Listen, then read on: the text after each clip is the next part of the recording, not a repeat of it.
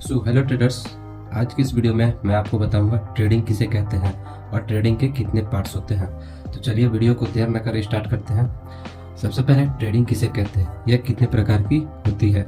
Trading इसका मतलब व्यापार से होता है जब हम लाभ मतलब प्रॉफिट कमाने के उद्देश्य से शेयर मार्केट से किसी कंपनी का शेयर को currency, future contract, bond, security आदि खरीदते अथवा बेचते हैं, तब इस संपूर्ण प्रक्रिया मतलब प्रोसेस को हम ट्रेडिंग कहते हैं।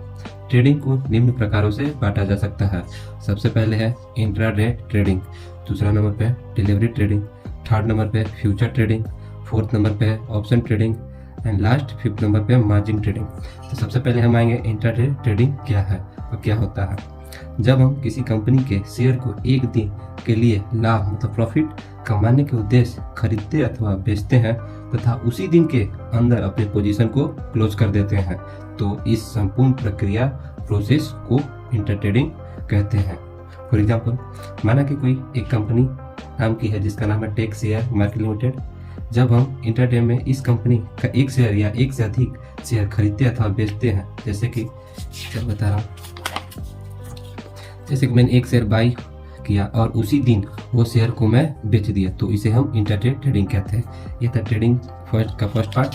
अब आते हैं ट्रेडिंग का सेकंड पार्ट। तो ट्रेडिंग का सेकंड पार्ट है डिलीवरी ट्रेडिंग किसे कहते हैं, ये कितने प्रकार की होती है। जब हम किसी कंपनी के स्टॉक अथवा शेयर को एक दिन से अधिक, एक सप्ताह, महीना या सालों के लिए अपने पास रखने के लिए खरीदते हैं, तब हम इसे डिलीवरी ट्रेडिंग कहते हैं। इस प्रकार की ट्रेडिंग में हमारी समझ ये आती है कि लंबे समय के शेयर की प्राइस बढ़ेगी तो हम अधिक कीमत पर शेयर को बेचकर प्रॉफिट मतलब लाभ कमा सकते हैं। अब आते हैं डिलीवरी ट्रेडिंग के पार्ट्स। डिलीवरी ट्रेडिंग प्रमुख से दो रूप की होती है। सबसे पहला स्विंग ट्रेडिंग, दूसरा है लॉन्ग ट्रेडिंग।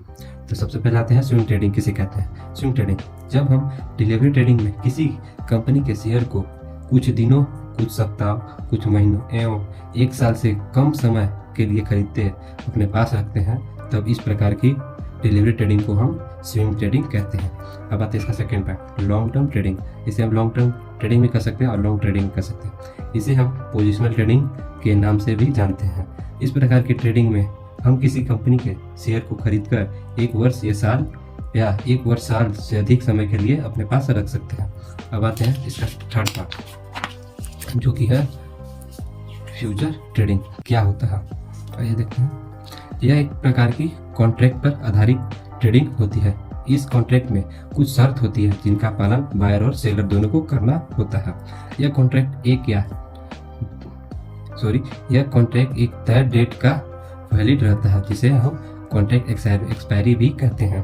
फ्यूचर ट्रेडिंग में हम कॉन्ट्रैक्ट को दो प्रकार से ट्रेड कर सकते हैं। सबसे पहला फ्यूचर कॉन्ट्रैक्ट को बाय कर सकते हैं, दूसरा फ्यूचर कॉन्ट्रैक्ट को सेल कर सकते हैं।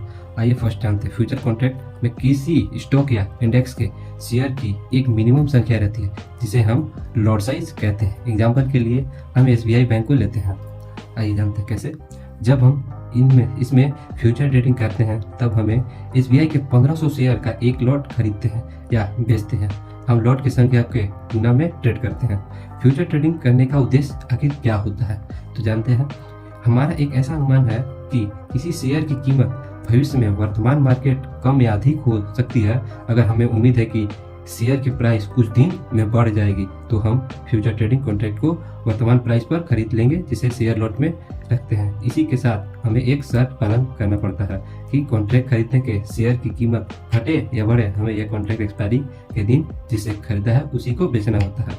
यह था आपका थर्ड पार्ट। अब आते हैं फोर्थ पार्ट जो कि है ऑप्शन ट्रेडिंग। ऑप्शन ट्रेडिंग क्या है। ऑप्शन ट्रेडिंग प्रीमियम पर आधारित ट्रेडिंग है। यदि आप ऑप्शन ट्रेडिंग में बायर हैं तो आपको लॉट के मल्टीपल में प्रीमियम को सेलर को देना होता है। जैसे आपने निफ्टी 50 के कॉल ऑप्शन 19,800 के स्ट्राइक प्राइस पर कॉल ऑप्शन बाई किया, जिसका एक शेयर का प्रीमियम मतलब दाम उसका एक शेयर का 120 रुपीज़ है, तब आपको एक लॉट मतलब 50 इंटू प्रीमियम जो 50 शेयर हो गए, अब प्रीमियम आपका 120 रुपया हो गया रुपए की आवश्यकता होती है। मतलब आपके द्वारा सेलर को दिए जाने वाले रुपए 50 इंटू 120 मतलब 50 शेयर और 120 रुपये एक शेयर का दाम जो कि आएगा 6,000। और जब आपका ऑप्शन को सेल करते हैं तब जो पैसा बायर को खरीदने में लगता है वह आपको मिलेगा, लेकिन सेलर होने के कारण आपको अतिरिक्त पैसा अपने ब्रोकर को सिक्योरिटी के रूप में जमा करना होता है। बायर पे किया है 6,000, get 6,000, required margin approx 1,50,000। Option trading में बायर का लॉस लिमिटेड रहता है, ये तो जानते हैं, और प्रॉफिट अनलिमिटेड होने की संभावना होती है।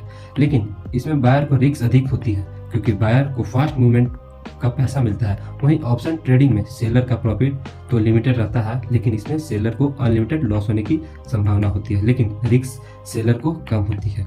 ये था हमारा ट्रेडिंग का पार्ट। अगर वीडियो को आपको अच्छा लगा तो वीडियो को लाइक करके शेयर जरूर करें, और हाँ, अगर इस चैनल पर नए हैं तो चैनल को सब्सक्राइब करें ताकि और आपको वीडियो मिल सके। Thank you.